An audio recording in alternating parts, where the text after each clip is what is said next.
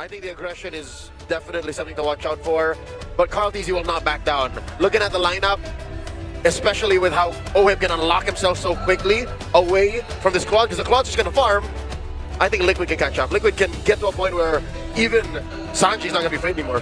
Well, thank you very much, Leo, as well as Gideon. And now with the drafts being done, we're going to be throwing it over to our casters for the first game, Team Liquid against Aurora.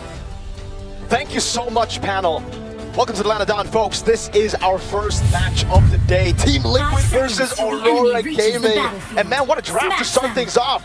Here we go. Bring it up. Thoughts on the draft? I completely agree with what our panelists have said earlier. This could potentially be a very aggressive start once again for Aurora Turkey, and we've seen it against the Yisun Shin too. This is exactly what Sekai's has been through in their previous matchup. So Carl TZ definitely would need to watch out, and we have to see the lanings go really, really well, especially for Liquid's side lane.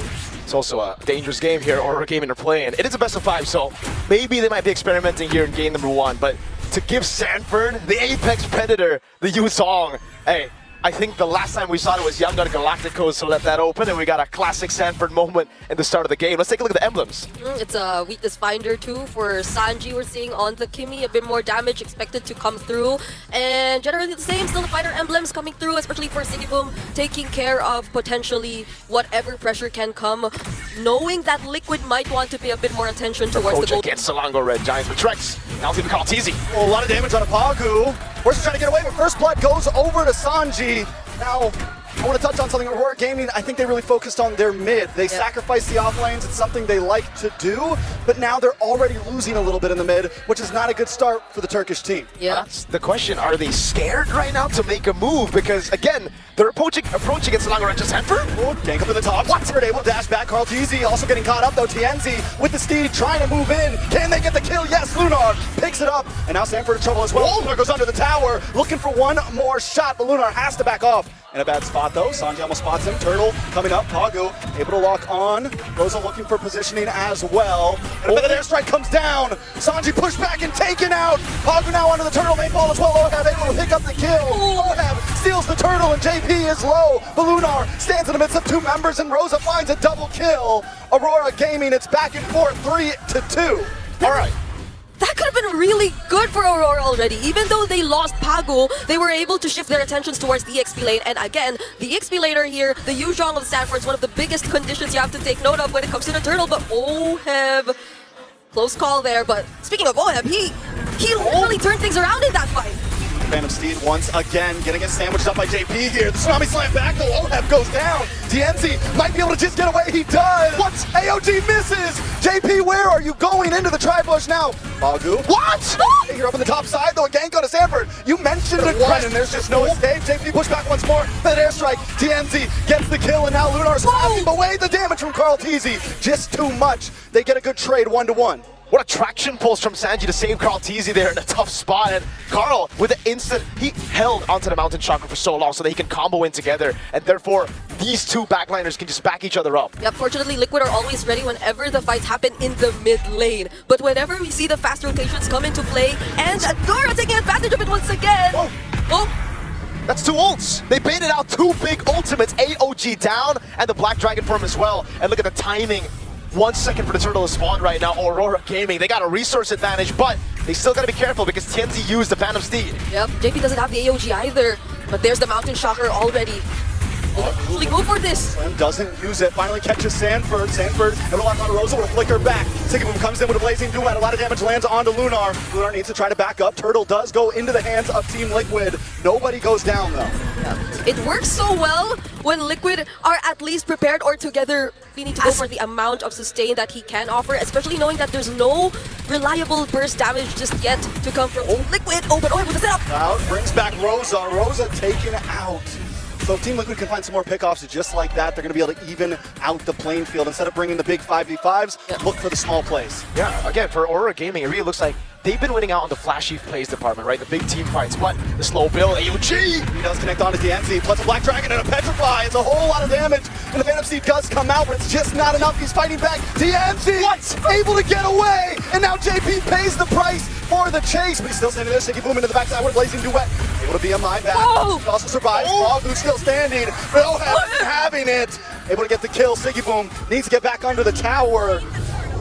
This is grade A MLBB right now. Rosa onto Oheb. Carl the kill, and Carl Teasy joins the fight along with Sanford. TNZ's always been surviving, but there's a Black Dragon form and the AOG. Oh, Let's use a Tsunami Slam just to get away there. Sanford though, able to get the big damage onto Rosa. Here's Tsunami Slam onto Sanford, and now Sanford switch back. TNZ shows up out of nowhere and gets the kill. And Lunar once again just harassing Oheb. Every time you think one of the members are going to win the fight, the other team comes out on top. The Apex Predator, he smelled blood in the water, but it was a bait from Aurora Gaming. yeah. And I'm glad that we're seeing how Liquid are kind of reading into this still. It's not like they're being a bit too reactive just yet. Carl TZ still very much focused on farming. He knows what he has to do as the Yi Sun-shin. So later on, we will be seeing him a bit more active when it comes to the team fights. But now, it's just Liquid trying to stop these fast rotations and plays that are coming from Aurora Gaming. Let's see. He's able to push back. Carl Teasy goes down. Rosa picks up the kill, and Ice Shifting Clouds on all the members. Oheb!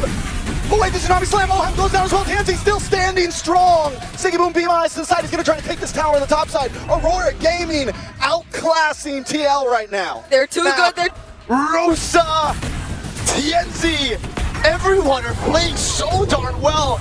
And we understand again that, hey, we didn't get to see the Leomord first from TNZ this tournament, but he was the first guy to bring it up back then when no one was playing it. So when he got back on the horse, he was like, I got this. This could be, is probably, I don't know if we can refer to the panel, the best Leomord performance at M7 so far. TNZ, we know him for, again, the last the Joys, the Fannies, as of recent, but he's back on his signature heroes. I'm just wondering when the Amati to show up. Tsunami Slam. Agu able to get the pick on Oheb. Oheb might not be able to take this. Gets away, but Lunar tries to grab him, has to back up, and AOG defensively from Team Liquid. Aurora Gaming now waiting for the Lord to come down to the top side. okay. This is the 100% win rate of the unit that we're talking about here. Lord still Shocker. Rosa. A little bit of trouble, forced to use the flicker back. Lunar brought down to about 20%. Able to just get away. Aurora Gaming just playing the range right now. TNZ comes in with a Phantom Steed, brings him back into the feathered airstrike, the shifting clouds from Oheb, but is it enough? Tsunami Slam. Sanford now in the back line as well. Black Dragon out, Oheb goes down. TNZ able to get the kill, and Aurora Gaming are advancing. They got waves. Siggy Boom's on the base already. One more base turn left. Oh my gosh. Right, a nice Tsunami Slam once again lands on Sanford, and Sanford is gone! It's 3v5 right now! Aurora Gaming with an 8k gold lead and a wave coming in! Okay, Carl TZ and Sanjay there. They still have ways to clear by Rosa. Strike, they won't be able to defend. TNZ takes out JP. Another wave of minions coming down the top side. It's Sanji, Carl TZ up again. They're on it! If there's a team that can do it, they can try with Siggy Boom with a blazing duet to clear out the map. They lock onto the base and they take game number 1. 10 minutes and 54 seconds to deal with the final boss. Aurora Gaming with their new version, their refined version of the draft, of the playstyle that we saw. We're going to talk about Paco and Rosa a little bit later on, but now we're going to look at the MVP, and it's got to be TNZ on this Leomord. As Brigida would say, he's giving very Sanford of yesterday, where basically Sanford refuses to die, avoid all the